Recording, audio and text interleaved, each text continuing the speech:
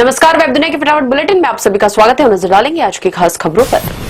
दिल्ली के मालवीय नगर स्थित hotel फ्लैरिश stage में आग से 21 लोगों की मौत के मामले में पुलिस ने गुरुवार को आरोपी लवकेश बजाज को साकेत कोर्ट में पेश किया। अदालत ने उसे 4 दिन की पुलिस कस्टडी में भेजा। दिल्ली के मुख्यमंत्री कार्यालय ने मालवीय नगर अग्निकांड पर कहा कि अग्निकांड में जान गंवाने वाले परिजनों को 10 लाख रुपए और गंभीर रूप से घायल व्यक्तियों को 5 लाख रुपए का मुआवजा देगी सरकार। मृतकों के शवों को उनके पैतृक स्थान तक ले जाने की व्यवस्था की जा रही है। भारत मौसम विज्ञान विभाग ने बताया कि दक्षिण पश्चिम मानसून ने बृहस्पतिवार को केरल में दस्तक दे दी। आमतौर पर मानसून 1 जून के आसपास केरल पहुंचता है, जो कि दक्षिण पश्चिम मानसून ऋतु की शुरुआत का संकेत माना जाता है। दिल्ली एनसीआर में गुरुवार दोपहर के बाद मौसम अचानक से बदल गया। आसमान में बादल छाने के बाद दिन में ही अंधेरा छा गया। दिल्ली, नोएडा, फरीदाबाद तक झमाझम बारिश से लोगों को गर्मी से बड़ी राहत मिली है। खराब मौसम के चलते अल्मोड़ा नहीं पहुंच सके कांग्रेस नेता राहुल गांधी ने फोन के माध्यम से जनसभा को संबोधित किया। उन्होंने केंद्र सरकार की विदेश नीति, जीएसटी और कृषि शिक्षा से जुड़ी नीतियों पर तीखा हमला बोला। उन्होंने कहा कि नरेंद्र मोदी सरकार ने अमेरिका के सामने पूरी तरह सरेंडर कर दिया है। हमारे देश की विदेश नीति को अमेरिका कंट्रोल कर रहा है। कॉकरोच जनता पार्टी यानी कि केजीपी के संस्थापक अभिजीत दिक्के ने कहा कि वह 6 जून को दिल्ली पहुंच रहे हैं। यहाँ आते ही पुलिस के पास जाएंगे और जंतर मंतर पर प्रदर्शनी की अनुमति मांगेंगे। कहा कि सब कुछ कानून के मुताबिक ही करूंगा। केरल विधानसभा में श्वेत पत्र जारी। इसके मुताबिक राज्य पर कर्ज 5.7 लाख करोड़ रुपए तक पहुंच गया है। केरल के मुख्यमंत्री सतीशन ने कहा कि राज्य मंत्रिमंडल ने कन्नूर के अपर जिला अधिकारी नवीन बाबू की मौत से जुड़े हालात की जांच केंद्रीय अन्वेषण ब्यूरो यानी कि सीबीआई से कराने की सिफारिश की है। कांग्रेस ने केंद्रीय माध्यमिक शिक्षा बोर्ड यानी कि सीबीएसई की कक्षा 9 और 10 में से 3 भाषाओं के फॉर्मूले को लेकर मोदी सरकार पर निशाना साधा और आरोप लगाया कि सिर्फ राजनीतिक एजेंडा है। पार्टी महासचिव जयराम रमेश ने शिक्षा मंत्री धर्मेंद्र प्रधान के इस्तीफे की मांग दोहराई। केरल सरकार ने बृहस्पतिवार को राज्य के तटीय क्षेत्रों में 10 जून से 31 जुलाई तक 52 दिन के लिए मछली पकड़ने पर प्रतिबंध लगाने का फैसला किया। मुख्यमंत्री वीडी सतीशन ने बताया कि यह वार्षिक प्रतिबंध समुद्री संसाधनों की रक्षा करने और मछली प्रजनन के मौसम को ध्यान में रखते हुए लगाया गया है।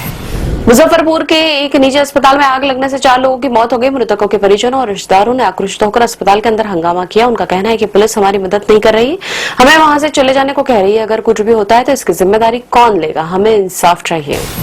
पीएम मोदी ने वेनेजुएला की कार्यवाहक राष्ट्रपति डेल्सी रॉड्रिगेज से मुलाकात की। दोनों नेताओं के बीच वार्ता में ऊर्जा सुरक्षा, व्यापार, निवेश, फार्मास्यूटिकल्स, स्वास्थ्य सेवा, परिवहन और नवीनीकरण ऊर्जा जैसे क्षेत्रों में सहयोग बढ़ाने पर जोर दिया गया। पश्चिम बंगाल के मुख्यमंत्री शुभेंदु अधिकारी के सहयोगी चंद्रनाथ रथ की हत्या के मामले में सीबीआई द्वारा आरोपियों की तलाश के लिए चल अभियान के बीच एक वांछित गैंगस्टर ने एक स्थानीय अदालत में आत्मसमर्पण कर दिया। पुलिस ने बताया कि ज्ञानेंद्र प्रताप सिंह उर्फ मोनू ने बलिया की एक अदालत के सामने एक पुराने मामले में आत्मसमर्पण कर दिया। उसे 14 दिन की न्यायिक हिरासत में भेज दिया गया। कल्याण डोंबिवली में 7 पूर्व पार्षद और भाजपा शिवसेना यूबीटी के कई पदाधिकारी शिवसेना में शामिल हुए। दोनों दलों के करीब 80 पदाधिकारी और उनके सैकड़ों समर्थक सांसद श्रीकांत शिंदे की मौजूदगी में शिवसेना में शामिल हो गए।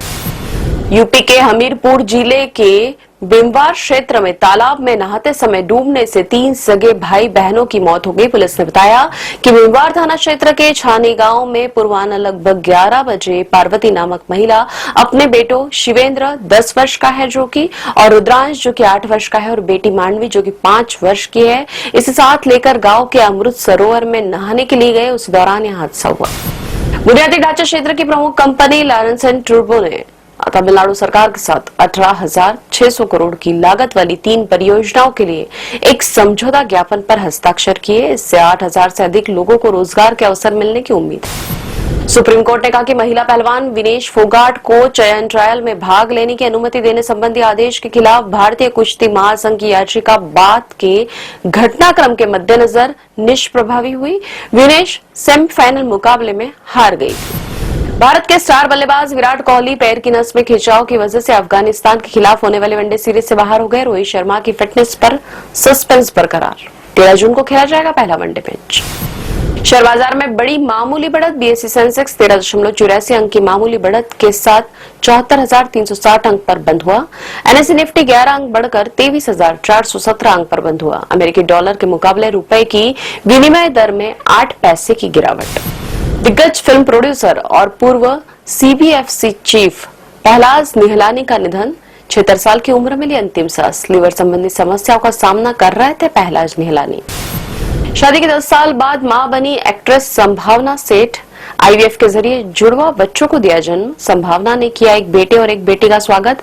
संभावना ने साल 2016 में रचाई थी अविनाश द्विवेदी संग शादी। इसी वेब दुनिया के फटाफट बुलेटिन ताजा अपडेट के लगातार बने रहे हमारे साथ, यानी कि विजिट करें वेब दुनिया पर।